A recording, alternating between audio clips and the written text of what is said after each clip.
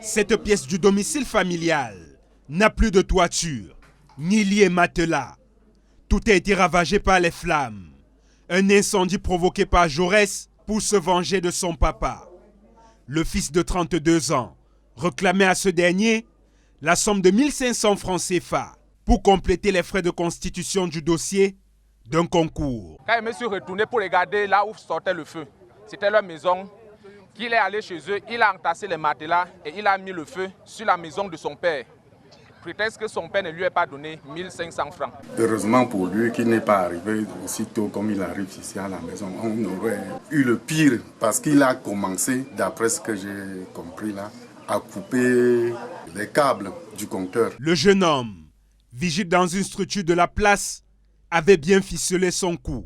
Son objectif de mettre à centre la maison familiale a été très vite maîtrisé grâce aux efforts consentis du voisinage pour limiter la propagation des flammes. Il est venu et il a lancé le feu, disant qu'il va tuer son père comme il a si longtemps prémédité.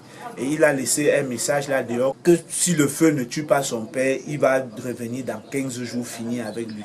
Au quartier Pété Banjoun, Jaurès est identifié comme un personnage alcoolique, turbulent et de nature violente. Quand il boit la bière, il devient plus que sauvage, puisqu'à tout moment son père vient se plaindre devant nous. Et quand nous on l'interpelle, il fait comme s'il s'amusait seulement avec son père. Marie-Claire, sa bonne maman, n'en revient pas que son petit-fils soit l'auteur de cet acte ignoble. Les enfants, c'est moi-même qui les ai élevés. Eux, ils n'en manquent de rien. Moi-même, je suis dépassée.